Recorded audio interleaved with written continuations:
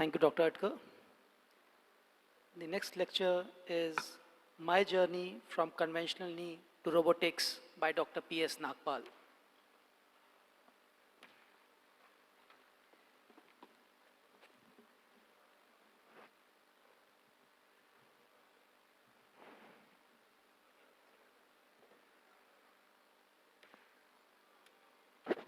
Good evening, everyone. First of all, thanks to the team Shelby to have me here. Whoever is in the hall, show of hands, who all are doing robotic surgery, who all are still on conventional surgery. So the robotic surgeons, so yeah, I can see around 20%, less than 20% show of hands. So I basically hail from Punjab, Bathinda. It's a small town. We've heard the name in the movies, but it's not a big town. It's a tier 3 city. And my journey is maybe different from somebody who's already in a big town. So I wanted to share my journey of robotics, how I shifted from conventional. I still do my conventional surgeries, but 70% of my practice has shifted to robotics in the last 1.5 years. So how it all began. So there is always a kida, like we all want to improve. There's something, what's new happening around the world, so you want to do something, and you always have friends or people around who say to you, like, if you're not doing it, who else will do? So you think of doing that. And also the patients start demanding, like, we want a robotic surgery. So it all is not so simple. Other things also need to be answered. The will to improve. We all know when we do surgery, there are around 3 to 4% patients we think we could do better in. The balancing we could have done better. So there is always a will to improve that how can we give our patients better results. So we all have to leave our comfort zone. We all are doing conventional surgery since the last maybe more than 10 years. We are all comfortable. The results are also good. But there are some outliers, like 15% patients still are unhappy. We want to cover that base.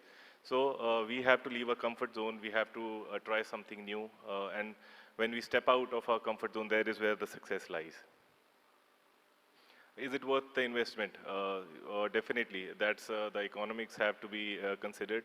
And I think if you look at the long run, the practice also increases, and the robotic surgery can also be charged. So I think it is worth the investment, and you can actually get your investment back in no time. Expectations. When we all start the robotic surgery, we all expect our patients will start doing we'll all start doing bhangra within like next 2 and 3 days.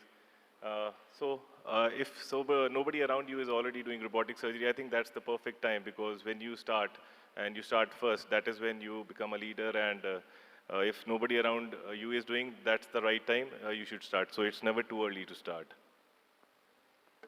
So you need to change your mindset once you step into robotics, because it's expected when you have your learning curve that you will take more time than your conventional surgery. So an added 5 minutes or 10 minutes of surgery, but if it's better for your patient, I think you have to change your mindset. It's not about saving time, it is about the excellence or the better thing you can do in your surgery. Also, the belief in technology, it develops once you're giving good results. The patients are performing better, obviously you'll feel better doing it. And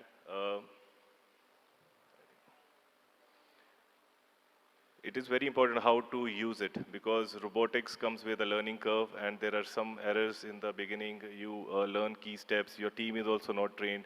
So it is very important to train for it. And the patients nowadays are very intelligent. Unless you are confident in your technology, I think they'll make out the difference. And once you start doing it well, the patients are doing well, I think that is when you actually can sell it. We learned it the hard way. If you don't take care of the instruments properly, clean up properly, there'll be some errors during the surgery. So the instrument care has to be done very well.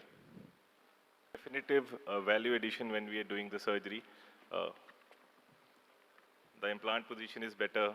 In severe deformities, even the obese patients, we can do it very well. The soft tissue handling is always better, and marketing is always a plus. So Dr. Neeraj has already shown us all these severe deformities can be taken care of. Even the valgus deformities can be taken off very well. Even the obese patients, those who are more than 100 kg, they are also very well done with the robotics because we cannot find the landmarks when we're doing a conventional surgery. So robotics help. A CT scan based robot is actually very helpful in such obese patients. In no time, we became 3 from 2. So after my first robot in January 2023, I had to get another one in June 2024 because the numbers were such that we needed another one. So we got a Corey from Smith& Nephew, which is an imageless one. So both gave you a value addition, another robot, more implant choices, patient get more choices, and both give you options which can actually match your patients. So this is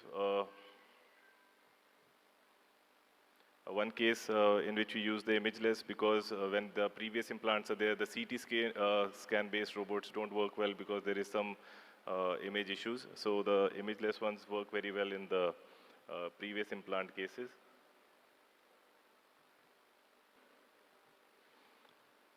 So till the slides come back. So robotics is also about the mindset.